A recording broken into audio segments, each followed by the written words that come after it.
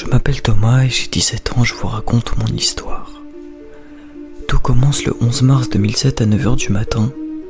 Je me réveille tranquillement, je me lève pour fermer un peu mieux les volets. Et tout à coup j'ai le souvenir que des rayons de soleil passent à travers. C'était désagréable mais en même temps si beau à voir. Je me recouche dans mon lit sans me poser plus de questions. Je me réveille une seconde fois, il était alors 10h du matin. J'en déduis alors que j'ai dormi 1 heure de plus. Puis là, je comprends pas ce qui se passe, j'ai pourtant bien fermé mes volets. Mais je ne distingue pas de lumière passer à travers. Alors je me lève. J'ouvre ma porte, tout est éteint. Dans le chalet, je vis dans une petite maison en bois au milieu de la forêt. Mais tout ça n'est qu'un détail. Alors intrigué, j'inspecte mon étage à l'aide de la lampe torche de mon téléphone. Et j'ouvre la porte de ma chambre. Celle de mes parents qui dorment juste à côté. Et tout le monde dormait dans les bras de Morphée. Alors j'avance, j'inspecte ma maison. Et je ne distingue toujours aucune lumière. Je me souviens m'être posé la question, et si j'étais pas en train de rêver? Alors naïvement je me suis mordu la langue, j'ai eu mal et j'ai eu peur.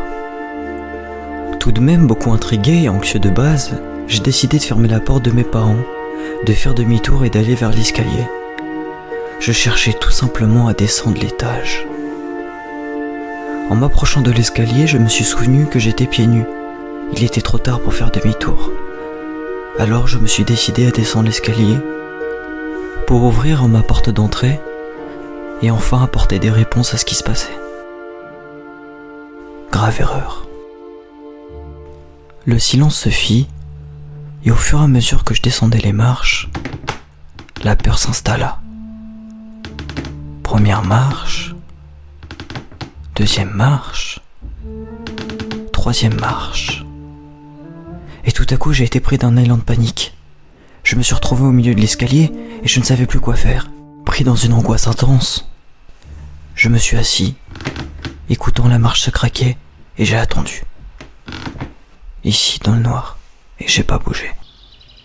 On était pourtant bien la nuit et j'entendais brièvement le bruit des oiseaux dehors. C'était intriguant. Épuisé, alors j'ai fini par m'endormir sur le bord des marches. Je m'allonge. J'entends la marche craquer une nouvelle fois. Et je me suis endormi. Et là, tout à coup, je distinguais la sonnerie du téléphone de mon père sonner dans sa chambre. Et au fur et à mesure, ça devenait moins fort. Alors, par réflexe, j'ai sorti mon téléphone, j'ai regardé l'heure, et là je me suis aperçu avec horreur qu'il était 11h du matin. L'angoisse fut de plus en plus grande quand je me suis aperçu qu'aucune lumière se dégageait en dehors de la maison. Et j'étais toujours là, dans les marches, allongé, à pas bouger. Il me semblait pourtant que 3 journées étaient passées, mais personne dans ma maison avait bougé. Le silence était encore et toujours de plus en plus oppressant. Je ne comprenais rien.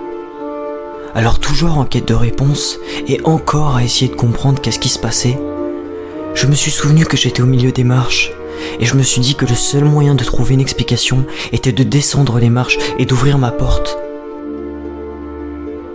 Alors c'est ce que j'ai fait. Mais avant, je m'étais mis un plan en tête. À partir du moment que je descends les marches et que je m'approche de plus en plus de ma porte, je m'étais mis comme objectif qu'il fallait que je cours.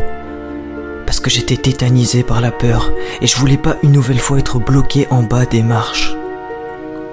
Alors c'est ce que j'ai fait. J'ai commencé à descendre les marches. Un craquement. 2 craquements. 3 craquements. Et j'étais arrivé en bas des marches. Je me suis retrouvé face à la porte. Instinctivement, j'ai couru. J'ai ouvert la porte.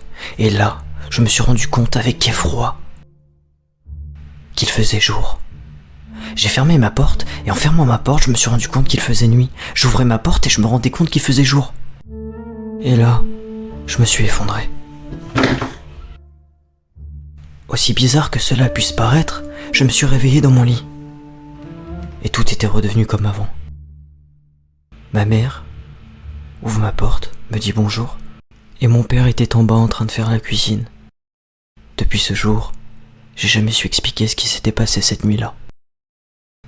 Donc voilà, c'était ma première histoire sur Thomas, 17 ans, qui vit dans un chalet. L'inspiration, elle a été trouvée par moi, l'écriture, elle a été faite par moi, la narration également. Donc j'espère que cette histoire vous aura plu. N'hésitez pas à me contacter pour m'envoyer vos histoires. De toute façon, les liens seront disponibles en description.